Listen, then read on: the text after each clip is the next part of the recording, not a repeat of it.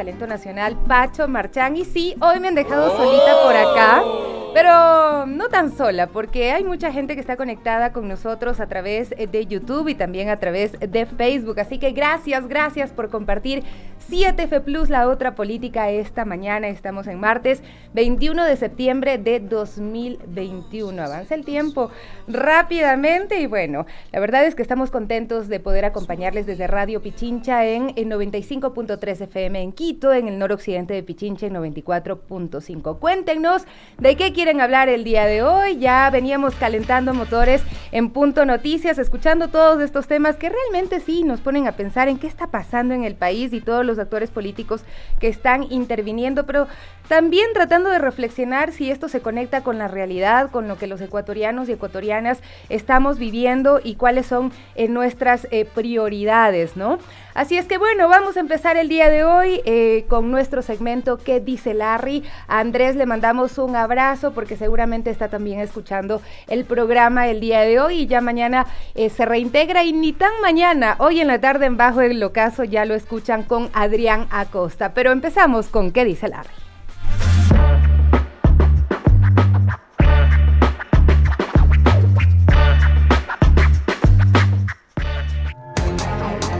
¿Qué dice Larry?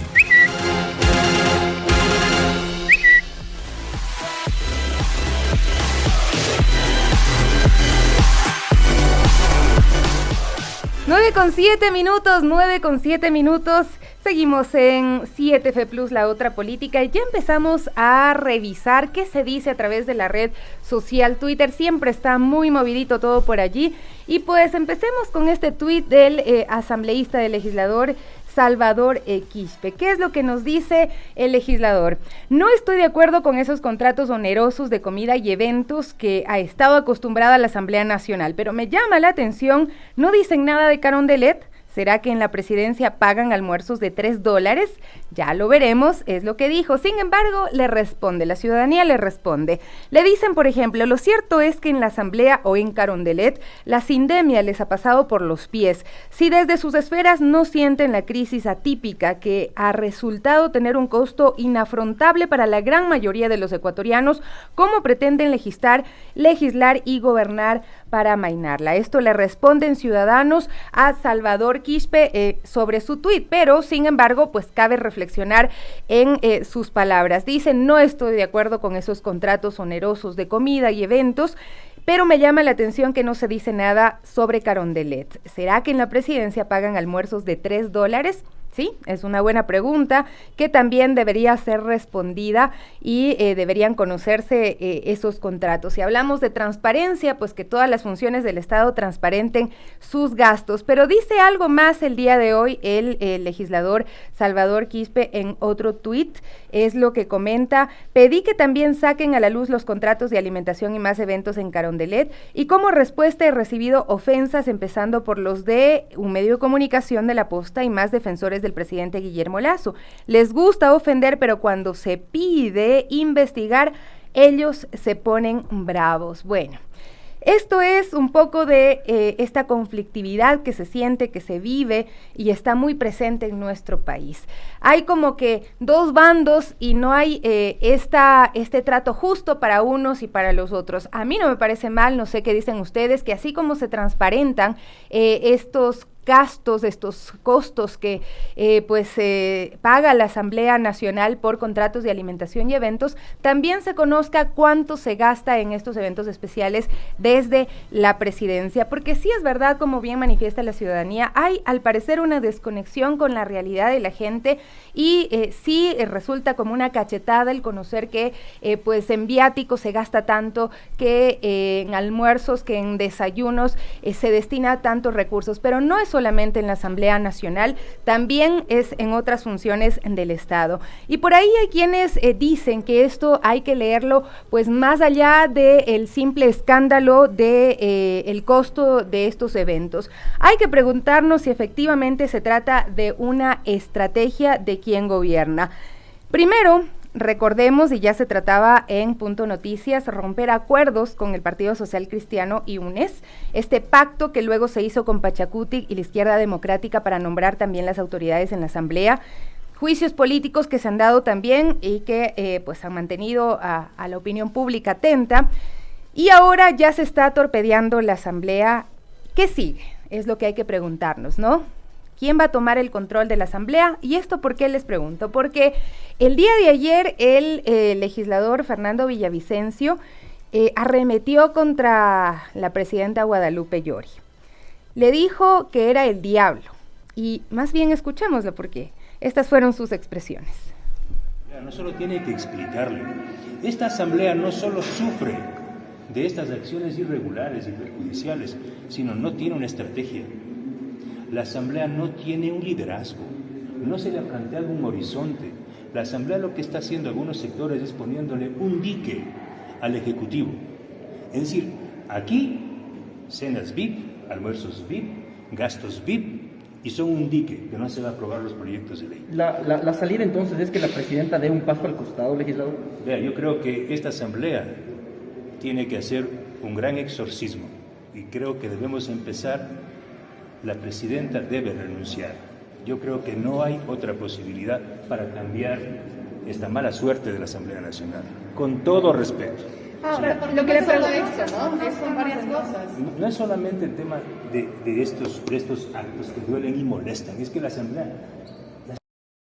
Lo ven, Fernando Villavicencio, el legislador presidente de la Comisión de Fiscalización, dijo que hay que exorcizar la asamblea y también dijo que el diablo está metido ahí, ¿no? Sí llama la atención porque si revisamos un tuit de cuando la asamblea asumió funciones, él manifestó y dijo: me comprometí con los pueblos y nacionalidades indígenas, mi voto para alcanzar una nueva democracia fue por Guadalupe Llori, una víctima del correísmo. Siempre ese elemento está metido que ya realmente parece que está de más, ¿no? Pero allí estaban las expresiones de Fernando Villavicencio, no analizaron bien su voto, qué fue lo que pasó, por qué les estorba ahora Guadalupe Llori. Es momento de hacernos todas estas preguntas, pero la señora Guadalupe Llori también le ha respondido y esto es parte de este show político que se está viviendo en el país y le dice lo siguiente: cuya negligencia en el manejo de los procesos que le corresponde llevar en la comisión que preside, tuvieron a punto de dejar en la impunidad al excontralor general del Estado, así como al exdefensor del pueblo, quien por errores de procedimiento del asambleísta demandó en el juzgado constitucional competente a través de una acción de protección a toda la Asamblea Nacional, lo cual tuvo que ser subsanado en los tribunales por el equipo jurídico de la institución, que por supuesto tenemos uno de los mejores jurídicos en nuestra institución. ¿Cuánto tiempo se van a pasar así en esto? Yo te doy, tú me respondes, no sabemos. Pero sí hay una clara intención, no sé si de bajarse la asamblea en su totalidad, pero por lo menos parece que las autoridades que fueron electas en este pacto entre Pachacutic, Creo y la Izquierda Democrática. Ahora, con todo esto, si logran ese recambio de autoridades y ponen a alguien que esté respaldando todo lo que Creo diga, ¿ya no hay consulta popular o sí? Bueno. Son preguntas que quedan también en el aire, que quedan para la reflexión. Nosotros, por supuesto, estamos muy atentos a todo lo que ocurre en este escenario político que sí nos tiene sorprendidos, ¿no? Porque lo que se esperaría es que las autoridades respondan a las justas demandas de la ciudadanía. Hay necesidades muy grandes y también consecuencias de esas necesidades, como está el tema de la migración, el mismo tema del desempleo, la agudización de la pobreza en nuestro país. Tenemos la desnutrición infantil crónica que también está atacando a nuestros niños.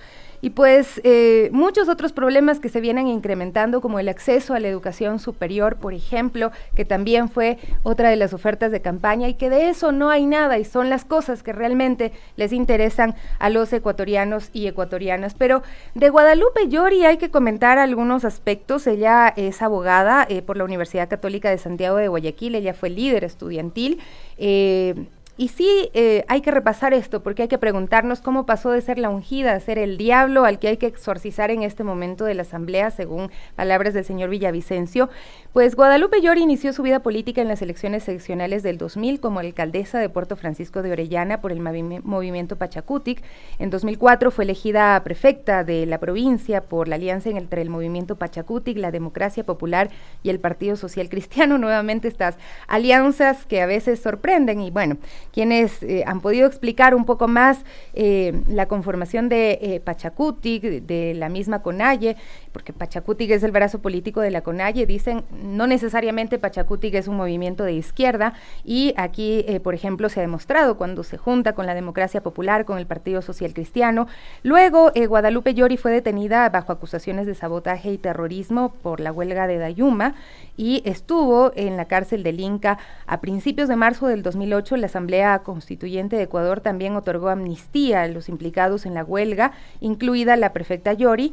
Ella también fue investigada y luego sobreseída en 5 juicios y acusada en 4 casos de peculado. En las elecciones seccionales del 2009 recuperó el cargo de prefecta bajo el auspicio de Pachacutic. En las elecciones del 2014 fue reelegida con un amplio margen de votación. A finales del 2018 renunció a su cargo para participar fallidamente como candidata a la alcaldía de Puerto Francisco de Orellana. Y luego, pues ya la historia la conocemos, llegó a la Asamblea, logró pues ser presidenta de la Asamblea con los votos de quienes ahora la quieren fuera. Para el análisis, todos estos datos que se convierten en un insumo para ustedes. 9:16. Vamos con lo siguiente que tenemos preparado para el día de hoy y realmente pues le ponemos un poquito de humor gracias a nuestro equipo de Pichincha Comunicaciones ya en el ámbito digital y tenemos un meme que a mí me pareció súper interesante, súper gracioso además, que habla sobre cómo algunos se frotan las manos con la realidad de nuestro país. Las empresas estadounidenses, al enterarse que las torres de CNT están en venta, ahí hay un señor frotándose las manos y bueno, si quieren ver el meme del día lo pueden ver a través de nuestras redes sociales y quienes también comparten con nosotros a través de YouTube y a través de Facebook. ¿Por qué se frotan las manos? El gobierno actual, como lo hizo también el anterior en su momento, ha anunciado que pondrá a la venta las torres de CNT. La empresa pública está valorada en unos 2,000 millones de dólares, según el cálculo que pues ha hecho una firma contratada por CNT precisamente para poner estos activos a la venta. Hasta junio de este año, las estadounidenses American Towers Corporation, Phoenix Towers International y SBA Communications presentaron su interés por adquirir más de 1,200 torres, según la firma Ernst & Young, contratada a fines de 2019 para asesorar sobre la concesión y monetización de activos de la empresa pública. Para vender la infraestructura, el directorio de CNT deberá tomar la decisión de desinvertir y la aprobación final que tiene que pasar por finanzas. La valoración de la consultora calculó que las torres de CNT ascienden a un monto cercano a los 200 millones de dólares. Pero, ¿qué pasa con este negocio de comprar torres? Una de las empresas interesadas, la estadounidense Phoenix Towers International, compró 2,029 torres de Telefónica, Movistar en Colombia y Ecuador a finales de 2019. ¿Por qué tanto interés? Pues la industria de torres de telecomunicaciones va cobrando relevancia.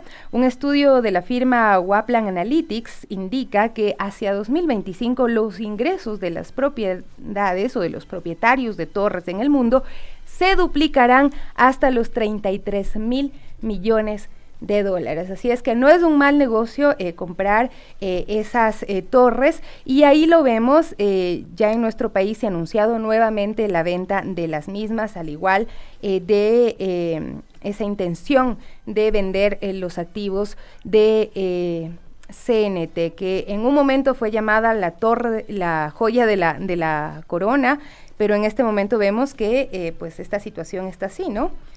Y hay que esperar, pero sí hay que ver todos los aspectos que tienen que ver con este caso, ponerle contexto a este asunto y ver si es que realmente se están frotando las manos de estas empresas estadounidenses, sobre todo que han mostrado su interés por comprar estas torres de la Corporación Nacional de Telecomunicaciones. 9 de la mañana con 20 minutos, amigos. ¿Qué más tenemos para el día de hoy? Pues plantearles nuestra pregunta para que la contesten a través de las redes sociales en Radio-Pichincha. ¿Cuál es la pregunta del día de hoy? ¿Usted considera que el diálogo del gobierno con la CONAIE tendrá resultados positivos? Pues esa es la pregunta planteada y queremos que por favor usted nos diga sí, no, o esto es más de lo mismo que estamos viendo, que tiene que ver con todo este show político que se ha armado en el país. Este diálogo ha sido anunciado para el 4 de octubre. Recordemos que ya pasaron por Carondelet los miembros del Frente Unitario de Trabajadores y sindicalistas que protestaron el pasado 15 de septiembre, aunque no tenemos claro cuáles son los resultados de estos diálogos que se han avanzado con el gobierno, pero sí hay mucha expectativa por lo que puede ocurrir el 4 de octubre. Pero ¿usted qué considera sobre este diálogo? ¿Tendrá resultados positivos para los ciudadanos ecuatorianos? ¿Sí? ¿No? ¿O es más de lo mismo? Ahí está planteada la pregunta y se la dejamos porque nos vamos a una pausita para regresar a conversar con nuestra primera invitada del día de hoy.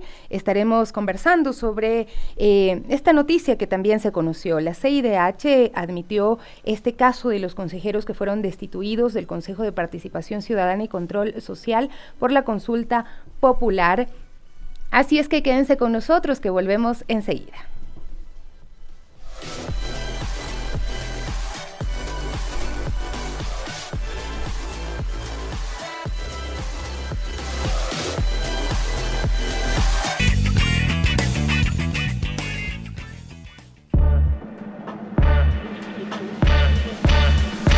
Con 24 minutos estamos de regreso. ¿Qué opinas de? Bueno, vamos a darle paso a algunos mensajes de nuestros amigos y amigas que comparten el programa con nosotros desde las redes sociales. Nos dice Jorge Palacios Sánchez, saludos Cholita. Ya me dejó, ¿no? Como no está aquí el Andrés para decirme Cholita, pues bien, muchas gracias Jorge, un abrazo muy fuerte en esta mañana. Vladimir Gómez también nos escribe y dice, quieren tumbar a la asamblea para sacar o para pasar encima de ella y el gobierno hacer lo que desean. Eso es lo que también nos dice Vladimir. ¿Qué más nos comentan? Por acá nos escriben en YouTube. No alcanzo a revisar todos los comentarios que nos escriben el día de hoy, pero bueno, empecemos por los más recientes. A ver. Qué desgracia, todo quieren privatizar, nos dice Manolo Fernández, un saludo. Fanny García, ¿quién va a frenar esta voracidad? ¿Qué más nos dicen? CNT está lista para proveer servicios de 5G, pero sin torres, ¿cómo? Se pregunta. ¿Qué más nos dicen? Bueno, queremos saludar a Nicolai Pumerov, Fabio Isurieta, que nos dice que también a los servidores y trabajadores públicos nos hicieron firmar un compromiso de ética, pero si las mismas autoridades hacen lo que les da la gana, todo es pura pantalla. Interesantes también los comentarios que nos dejan nuestros amigos a través de las redes sociales. Nos gusta interactuar y también les dejamos pues nuestra pregunta para que la respondan a través de las redes sociales. Vamos a dar la bienvenida en nuestro segmento El que sabe, sabe a nuestra invitada y la primera invitada del día de hoy. Así es que empezamos, El que sabe, sabe. El que sabe, sabe.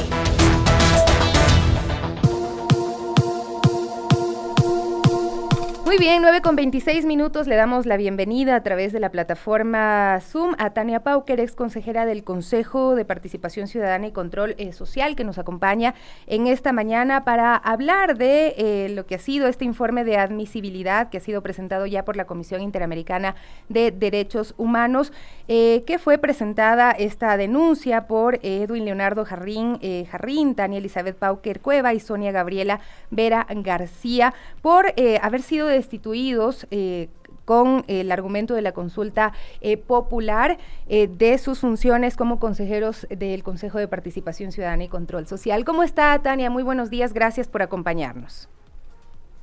Buenos días, Sofía, un abrazo fraterno a la distancia, a ustedes, al maravilloso programa que hacen y también a sus radioescuchas que les acompañan día a día y que son fieles a escuchar la verdad, a conocer de primera fuente y también a opinar. Entonces, un abrazo inmenso. Efectivamente, nosotros, Edwin Jarrín, Sonia Vera y mi persona, Tania Pauker, el 28 de abril del 2017 presentamos una solicitud de medidas cautelares y también presentamos una denuncia por la violación a los derechos humanos que pretendía hacerlo. En ese momento todavía no se llevaba a la consulta el régimen de Lenín Moreno, con una consulta inconstitucional, sin control de la Corte Constitucional, una consulta ilegal que afectaba a los derechos, no solamente de estos 3 consejeros, sino del país, del pueblo ecuatoriano. Desde la Comisión Interamericana de Derechos Humanos se ha hablado de derechos que pudieron haber sido vulnerados, entre ellos las garantías judiciales, los derechos políticos, la igualdad ante la ley, la protección judicial. En torno a esto, ¿qué han planteado ustedes o cómo ha sido abordado el caso? ¿Cuáles son los derechos que consideran han sido vulnerados? Sofía, son varios derechos los que han sido vulnerados. Estos son los que ha identificado la comisión respecto al caso personal de Edwin Jarrín, Tania Pauker y Sonia Vera. Pero creo que hay que ir a un punto muy importante, que es cómo se violan esos derechos, de dónde nace esa violación de los derechos, y es con una consulta popular ilegal, inconstitucional, que ha afectado al país, sigue afectando al país. Las consecuencias los seguimos viendo día a día. Estos derechos radica en que se desinstitucionalizó al Estado. ¿Y que esto qué quiere decir? Que el poder ejecutivo, el régimen de Lenín Moreno, se quiso tomar todas las instituciones del Estado, todas las funciones del Estado. Ellos quisieron cooptar todo el poder, todo lo que significa el Estado en su régimen y en el régimen de sus aliados. Por eso se hizo toda una campaña agresiva en contra de quienes defendíamos los derechos de participación, quienes defendíamos que exista y que se respete la Constitución ecuatoriana, y tuvimos un ataque violento, propiciado, propagado por los medios hegemónicos, que afectaron a nuestra vida personal, que llevaron a que la gente participe en una consulta que no ha dado resultados hasta la fecha. Uh-huh. Si ustedes identifican cuáles son las preguntas que se han aplicado hasta el día de hoy, pueden identificar que son 2. La una, impedir la participación de una persona que goza de legitimidad en el país, que es Rafael Correa, y la segunda es tomarse el Consejo de Participación Ciudadana como un consejo transitorio. Un consejo transitorio que, como pueden ver, estamos todavía, el pueblo ecuatoriano está sufriendo los efectos de este consejo transitorio, que fue nombrado por la Asamblea, pese a que la Constitución señala que no se puede hacer. Ahora, Tania, yo le pregunto cuáles, en base a los aspectos que también se manejaron durante este tiempo en el framing, en el encuadre mediático, es que el Consejo de Participación Ciudadana y Control Social pues no tenía toda la autonomía. Lo tuvo después del Consejo que fue el Consejo Transitorio que actuó y que cambió autoridades. ¿Sí tenía esa autonomía? Ese framing, Sofía, que tú lo cuentas, efectivamente era eso, era posicionar una narrativa, un relato de que no había independencia de funciones. ¿Por qué? Porque no les interesaba que el Consejo de Participación pueda realizar estos procesos con los ciudadanos. ¿Cómo se eligen las autoridades, Sofía? Se eligen con veeduría ciudadana, es decir, la participación de ciudadanos y ciudadanas que realizan el control del concurso. Lo realiza una comisión ciudadana, es decir, ciudadanos que participan, 5 ciudadanos que participan, al igual que los 5 representantes de las funciones del Estado, para designar a la autoridad.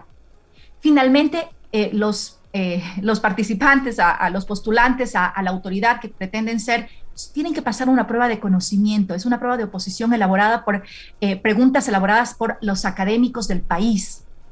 Además, hay un espacio de impugnación ciudadana donde todos los ciudadanos pueden impugnar la veracidad, si cumplió o no los requisitos, si existen o no prohibiciones de los postulantes a candidatos a la autoridad que pretendan ser. Y finalmente, nosotros como Consejo de Participación recibíamos lo que la Comisión Ciudadana calificaba, y ahí es que nosotros identificábamos cuál es el ganador al mejor puntuado. Esta comisión ya hacía este concurso, no lo hacían los consejeros, pero se posicionó en los medios de comunicación hegemónicos, vinculados y en acuerdo con el régimen de Moreno, de que estos concursos lo realizaban 7 personas, lo que es falso.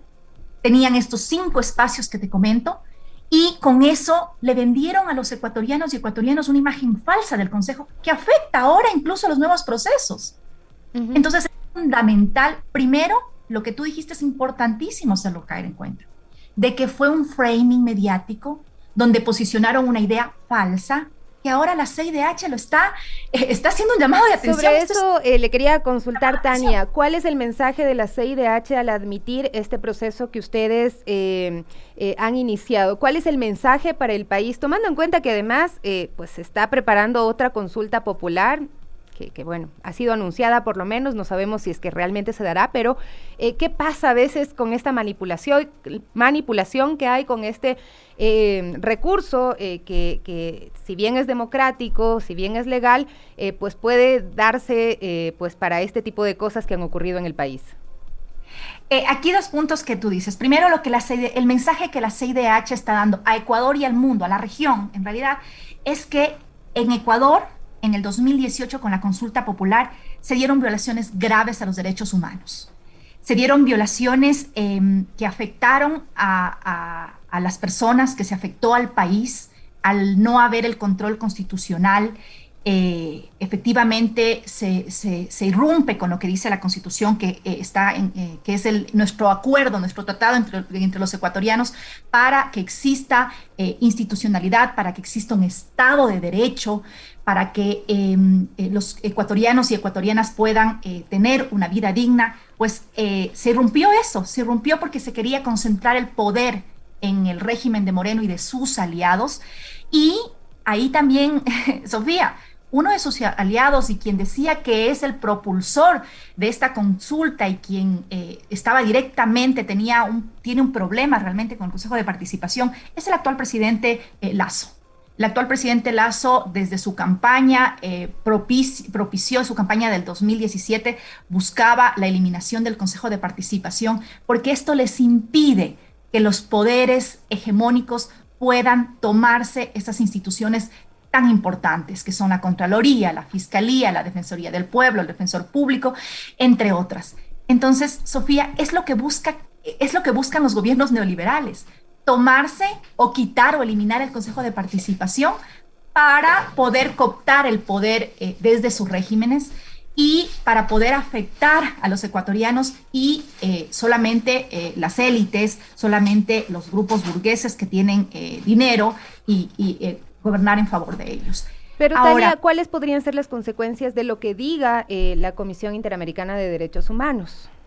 Hay consecuencias muy graves, Sofía, porque si hablamos de una consulta popular que afectó a los derechos humanos, que desinstitucionalizó al país, que afectó el Estado de Derecho, pues todos estos concursos realizados por el Consejo, bueno, en realidad se realizaron 2 concursos en el Consejo Transitorio, y es que todos estos concursos pueden declararse nulos, es decir, fueron realizados ilegítimamente, ilegalmente, no como lo señala la Constitución. Recordemos que el Consejo del Trujillato fue un consejo que se extralimitó en sus funciones, fue incluso más allá de la consulta, hizo una evaluación que no le correspondía. Nuestra Constitución señala claramente si una función, si una autoridad de alguna función del Estado no está realizando su trabajo, está incumpliendo sus funciones, el juez natural es la Asamblea Nacional. Entonces, al crear este mecanismo sin control constitucional, este mecanismo que irrumpe, no reforma la Constitución, irrumpe, cambia esta realidad momentáneamente para tomarse las funciones, para nombrar a dedo a las personas que estén aliadas o que respondan a sus intereses. Entonces, con esto es gravísima las consecuencias porque puede acarrear la nulidad y la nulidad de todo lo actuado de estas autoridades. No solamente el proceso de elección y designación de estas personas, sino de todo lo que sea, lo que ellos han actuado. Pero durante es todo gravísimo, Tania, Ay, lo es que gravísimo. tú mencionas, sobre todo al pensar de que la Corte Constitucional es la que debería resguardar que todo lo que se haga en el país y que sea consultado, pues esté enmarcado precisamente en nuestra Carta Magna.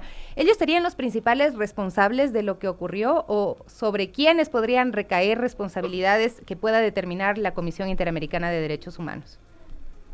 La Comisión Interamericana sanciona, o la Comisión Interamericana lo que hace es señalar que el Estado ecuatoriano no ha tenido los mecanismos, que el Estado ecuatoriano efectivamente, tú leías al principio cuáles son los derechos que pueden haber sido afectados. Es que en el Estado ecuatoriano no existen garantías constitucionales, o en el Estado ecuatoriano no se puede ejercer los derechos políticos, la igualdad ante la ley, la protección judicial, la obligación de respetar los derechos, el deber de adoptar disposiciones de derecho interno. Es eso lo que la Comisión ha señalado, y es por eso que la Comisión admite. Entonces es un pequeño paso, es un paso que hay que celebrarlo porque es un llamado de atención a que no vuelvan a ocurrir esto en los estados, a que en el Estado ecuatoriano se siente un precedente, que no vuelva a pasar esto, porque al final, Sofía, hay consecuencias no solamente en derecho. A veces la gente considera que, ya esto es un problema que le corresponde como a los que fueron autoridades o a las autoridades,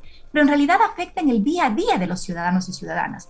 ¿Cómo afecta en el día a día? En el momento que cooptan todos los poderes del Estado, todas las funciones del Estado, todas las instituciones, entonces no tienen ningún resguardo en pasarse por encima de la Constitución.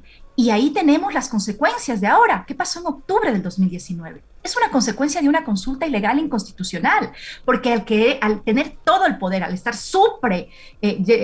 con un suprapoder, entonces, ¿qué es lo que hacen? Entonces, se van por encima de los derechos de las ciudadanas y ciudadanos. Los que tienen que pagar las consecuencias aquí, Sofía, eso lo determinarán en un juicio de repetición, pero en general es un llamado de atención a todo el Estado ecuatoriano, en su conjunto, a todas las funciones del Estado, porque debía estar ahí la Corte Constitucional efectivamente para determinar si esta consulta afecta o no los derechos de las personas. Ahora, Tania, ¿usted de verdad cree que les importa a las autoridades en el país en este momento este proceso?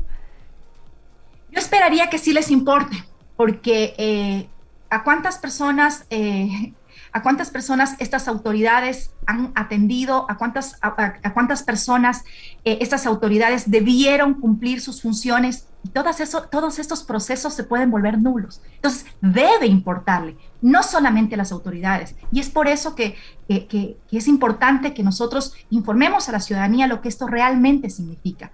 La consulta popular buscó cooptar el poder y beneficiar a derechos particulares del régimen y de sus aliados. Ahora, Tania, sí me parece también importante que se pueda en este momento hacer una autocrítica y una crítica a lo que es actualmente el Consejo de Participación Ciudadana y Control Social, porque parecería que es una función y un organismo bastante débil, que teme mucho lo que puedan hacerle las otras funciones del Estado, destituir a los consejeros, por ejemplo, que ha pasado también cuando se dijo que incumplieron funciones y así rápidamente lo sacaron y volvieron a reacomodar los poderes dentro de este Consejo de Participación Ciudadana y Control Social una y otra vez. Entonces, ¿qué habría que tomar en cuenta sobre lo que está ocurriendo y sobre la composición o la institucionalidad de este organismo del Consejo de Participación Ciudadana y Control Social? Por eso es importante, Sofía, esta resolución y esta admisión, esta aprobación del informe y admisión de la CIDH, porque señala precisamente de que no puede venir cada gobierno de turno al que no le gustan los consejeros o porque no logra tener un control sobre el Consejo de Participación Ciudadana, además desconociendo que el Consejo de Participación Ciudadana, los 7 consejeros, no son los que nombran las autoridades. ¿Ha escuchado usted, Sofía, que en los medios de comunicación o en los espacios donde estos políticos están debatiendo, ¿Ha escuchado usted si hablan de las otras funciones del Consejo de Participación? No, no lo hacen.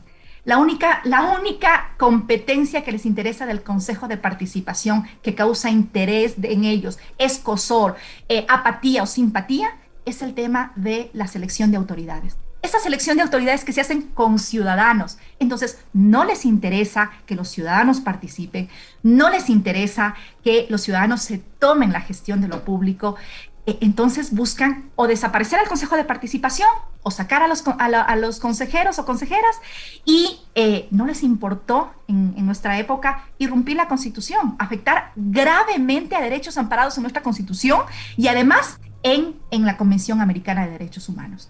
Por eso es importante esta discusión, precisamente porque es fundamental fortalecer el Consejo de Participación Ciudadana, fortalecer toda la función de transparencia. ¿Dónde están los resultados del Contralor Celi, del autodenominado Contralor Celi? Ahora está siendo juzgado.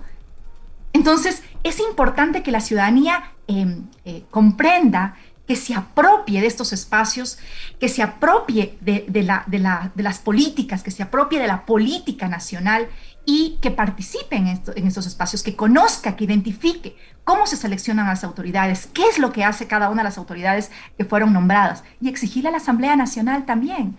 La Asamblea Nacional tiene que dar la cara a la ciudadanía por lo que ha pasado y por lo que sigue pasando. La Asamblea Nacional negoció espacios, negoció el reparto de los hospitales en esta afectación. Y esto es producto de la consulta popular ilegal, inconstitucional, porque la Asamblea no podía nombrar al Consejo Transitorio. La Constitución lo señala claramente. La Asamblea puede seguir el juicio político y cesar en las funciones, pero no lo hizo porque no tenían pruebas. Hasta ahora no se han presentado una sola prueba de que los concursos del Consejo de Participación Ciudadana no ha habido transparencia o han sido consejos, han sido selecciones a dedo, como lo señalan públicamente, pero sin una sola prueba.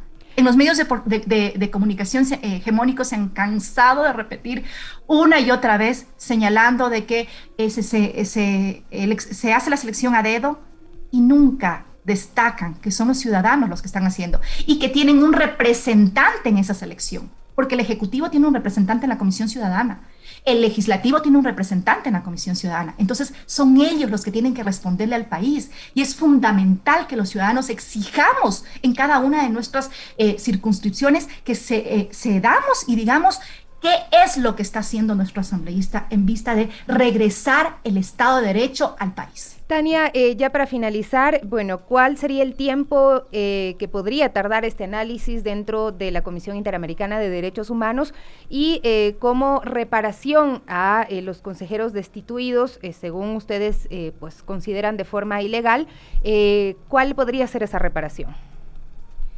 Bueno, yo creo que los tiempos dependen de la cantidad de causas que tenga la Comisión Interamericana. Después de 4 años se ha hecho esta admisión, ha dado un plazo de 4 a 6 meses para que las partes puedan enviar información de fondo respecto a la violación de los derechos humanos, respecto a lo que pasó en el Ecuador, y posterior a esto lo remiten a la Corte Interamericana. En la Corte Interamericana de Derechos Humanos hay un promedio de 2 años en el que debe ser atendido. Sin embargo, como lo señalé, depende de los tiempos. Son procesos un poco largos, pero lo importante aquí, Sofía, es sentar el precedente en el país de que nunca más se afecte con una consulta popular, que el mecanismo es muy válido, Sofía. El mecanismo es un mecanismo hermoso, un mecanismo que permite a los ciudadanos expresarse. Pero en esta consulta popular del 2018 no hubo control constitucional. Se hizo varias preguntas en una sola que lo señala nuestras normas que no se pueden hacer. Se tomaron temas tan delicados como, por ejemplo, la imprescriptibilidad de la violación de los delitos sexuales a niños, niñas y adolescentes. Entonces la gente se motivó a participar en una consulta y votó engañada por estas otras preguntas que llamaban la atención. ¿Dónde están las respuestas a estas preguntas? ¿Dónde está lo que la ciudadanía lo dijo? No está, solo a 2 preguntas fue a las que se atacó, y por eso la consulta de Moreno y Lasso hasta ahora está dando los efectos. Esto es lo más importante, debatir la gravedad del asunto de la consulta popular, una consulta mañosa, ilegal, ilegítima, una consulta inconstitucional que hasta ahora está afectando a los ecuatorianos y ecuatorianas y que debe ser debatida porque va a seguir afectando si no hay una corrección. Gracias, Tania Pauker, exconsejera del Consejo de Participación Ciudadana y Control Social, nos acompañaba en 7F Plus, La Otra Política. Un abrazo y estaremos pendientes de lo que ocurra con este proceso. Muchísimas gracias, Sofía. Un abrazo a todos y a los ecuatorianos y ecuatorianas a difundir esta información, a conocer más sobre lo que dice nuestra Constitución y a defenderla abiertamente. Un abrazo. Hasta pronto, hasta pronto. Muchísimas gracias por acompañarnos y bueno, sí es importante que si es que se va a realizar otra consulta popular, realmente cuente con todo ese control constitucional y no se hagan los locos desde pues la Corte Constitucional, revisando a profundidad cada una de las preguntas y verificando que no pues estén en contraposición a lo que dice la Constitución, nuestra Carta Magna. Hacemos una brevísima pausa y regresamos para hablar del medio ambiente y de la coyuntura de nuestro país en el tema de ganadería. Hablaremos de ganadería regenerativa. Enseguida con ustedes.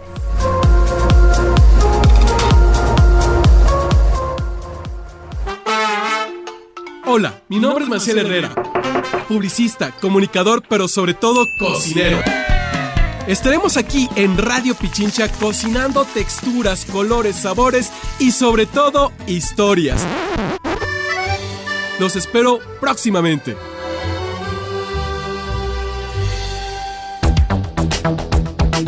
El que sabe, sabe.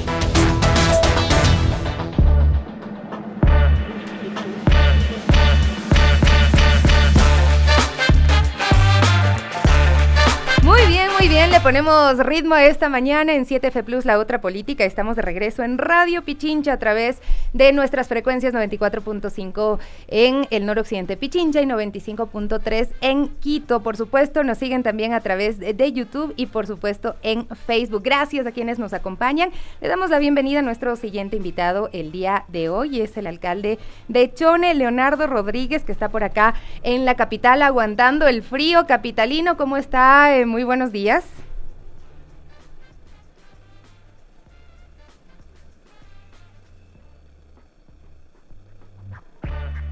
Buenos días, no tengo el audio.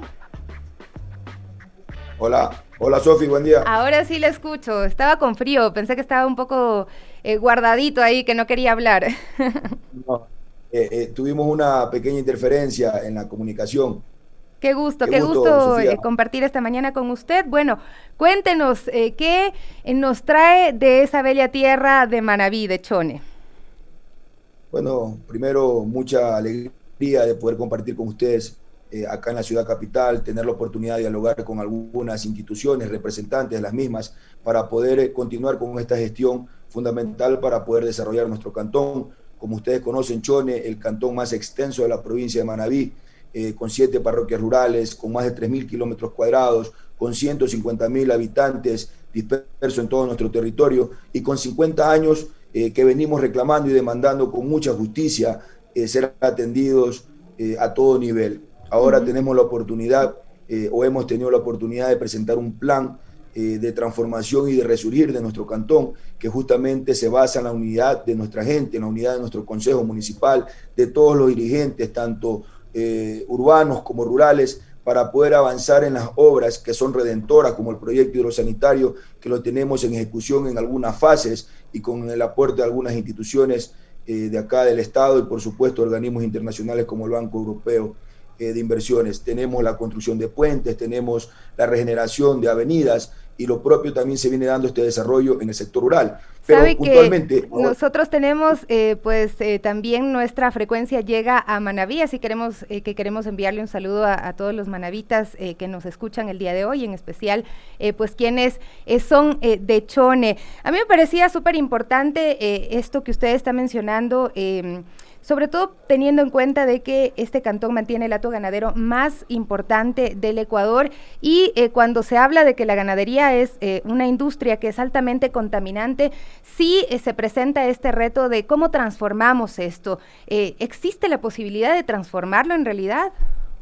Así es, Sofi, por eso quería un poco, abusando de la generosidad de su tiempo y del medio, un poco hacer un antecedente de lo que hemos tenido y que al final no solamente necesitamos poder mejorar la infraestructura básica de nuestro cantón, sino necesitamos consolidar el desarrollo económico de Chone, que se basa puntualmente en lo que se genera en el sector rural, la ganadería, la agricultura, y que pese a que hasta este momento continuamos siendo el cantón del país con mayor número de ganados bovinos, es decir, somos la capital ganadera del Ecuador, con más de aproximadamente 300.000 reses, necesitamos evolucionar, necesitamos mejorar la forma en la que hemos producido, porque más allá de querer ser o de continuar siendo la capital ganadera del Ecuador, queremos llegar a tener también la sostenibilidad y la solvencia para que nuestros productores no solo vean esta actividad como una forma tradicional de generar riqueza, sino que se mire con un enfoque empresarial, que las utilidades que puedan generarse sean muy bien vistas y muy bien aprovechadas, inclusive por las nuevas generaciones. Usted decía hace algún momento, un saludo para aquellos manavitas que nos ven o nos escuchan también en este momento a través de este medio de comunicación, pero yo quisiera decir un poco más. Un saludo para aquellos choneros que habitan o que residen acá en la ciudad capital y en muchas otras ciudades del país y del mundo, porque lamentablemente en los últimos años hemos sido víctimas de la migración, producto de desatenciones y producto de las limitaciones económicas que hemos tenido o mantenemos. Entonces, ahora estamos evolucionando, estamos consolidando un desarrollo y un plan eminentemente adaptado a la realidad de Chone, y que en ese sentido estamos fortaleciendo lo que hemos sido siempre, un cantón agrícola, un cantón pecuario, pero con un enfoque distinto, un poco devolviéndole a la naturaleza, al medio ambiente, lo que nos ha dado durante todo este tiempo. La producción ganadera lamentablemente genera una afectación, un impacto de la forma que se ha manejado hasta ahora, que ojo, no estamos cuestionando a nuestros ganaderos agricultores, al contrario, estamos siendo siempre agradecidos y sobre todo ahora acompañándolos en su forma de producir para poder evolucionar, para poder tener nuevos conocimientos, y justamente el Congreso que se llevará a efecto el 28, 29 y 30 de octubre en la ciudad de Chone, en la capital ganadera del país, con una temática de ganadería regenerativa para poder llegar a esa producción equilibrada entre el medio ambiente y la necesidad de producir más y de mejor manera. Señor alcalde, cuéntenos cómo es en este momento la ganadería y cuál es ese paso y esa transformación y qué implica este concepto de ganadería regenerativa que suena realmente muy innovador. Bueno, primero que la forma tradicional nos refiere que se podría tener una cabeza de ganado, o sea, una res, un bovino, una vaca, en un área de 1 hectárea, y eso realmente genera muchas dificultades porque el costo de producción se eleva, porque se necesita dar la atención a través de agroquímicos, de pesticidas, de plaguicidas, tanto al suelo como al animal. Eso genera un deterioro de la capa vegetal, la muerte o la desaparición de microorganismos que son fundamentales para que el suelo pueda producir de manera natural, la quema indiscriminada de bosques para hacer más potreros, para poder ampliar la cobertura de las fincas, ha generado que en este momento tengamos muchas dificultades porque el costo de producción, como lo refería, se incrementa, es decir, el ganadero al final cuando hace su balance muchas veces trabaja pérdida, más aún cuando la comercialización se realiza en otros sectores y en nuestro territorio. Entonces, esta ganadería regenerativa busca devolverla al suelo, a la naturaleza, a nuestro medio ambiente, a nuestros bosques, a nuestras montañas, a nuestra fuente de agua, una alternativa para poderse recuperar, justamente haciendo relación a los problemas climáticos que están en la mira de las grandes potencias mundiales y que nosotros, los representantes de las diferentes instituciones públicas de nuestro país, y en el caso puntual de Chone, estamos comprometidos para poder aportar desde lo que nos corresponde. Y más aún cuando tiene relación directa al beneficio económico que debe tener nuestra ganadería. Es muy lamentable, querida Sofía, escuchar a ganaderos cuando dentro de su desesperación refieren otras alternativas, que lo que más le preocupa es no tener a quién heredarle sus tierras, no tener a quién heredarle sus ganados, porque lamentablemente los niños y los jóvenes ya no ven como una alternativa de desarrollo este rubro productivo, sino que buscan otras carreras, otras actividades para poder desarrollarse como persona, como familia, como seres humanos, y eso no podemos permitir nosotros. De hecho, en nuestros 3.000 kilómetros cuadrados requieren la presencia constante de nuestra gente, de nuestros jóvenes, nuestros adultos, de toda la ciudadanía para poder desarrollarnos de manera integral y volver a posicionar a Chone en los sitiales que siempre le ha correspondido. Recordemos que hace algunos años Chone incluso tenía oficinas consulares por la producción de cacao, todavía, como decía, nos mantenemos siendo la capital ganadera del Ecuador, pero tenemos otros cantones hermanos que están evolucionando, que están dando un paso en cuanto al mejoramiento genético. Nosotros, desde el GAN municipal, estamos también dando esa apertura y ese acompañamiento a nuestros ganaderos, pero necesitamos darle un enfoque mucho más integral para que todo esto se vea reflejado en la recuperación de nuestro medio ambiente y, por supuesto, la consolidación de la economía de nuestra familia. ¿De dónde vienen los expertos que participarán en este Congreso de Ganadería Regenerativa? Le pregunto esto porque quisiera saber si es que hay ejemplos en otros países donde ya se ha avanzado en esto que usted está mencionando y si es que realmente puede tener el éxito esperado. Bueno, tenemos la presencia y la confirmación ya de expositores de Colombia, expositores de Argentina, de México y por supuesto también experiencias que se compartirán con personas desde acá de nuestro país, donde ya, Sofi, ya se viene desarrollando en el territorio nacional y en Chone puntualmente hay algunos ganaderos que ya están aplicando esta forma de producir, esta forma de generar desarrollo a través de la ganadería y que realmente las utilidades o la rentabilidad son muy significativas. Entonces estamos ahora muy optimistas que vamos a recibir a mucha gente de muchas partes del país. Es importante referir que contamos con el aval académico de las principales universidades de nuestra provincia, como lo son la Universidad Laica Eloy Alfaro, la Universidad Técnica de Manabí, la Pontificia Universidad Católica del Ecuador con sede en Manabí y la Universidad Politécnica también con sede en Manabí. Esto nos permite a nosotros tener la seguridad que lo que se pueda dar, lo que se pueda compartir en el Congreso de Ganadería Sostenible se va a replicar en nuestras aulas para que los jóvenes que se están formando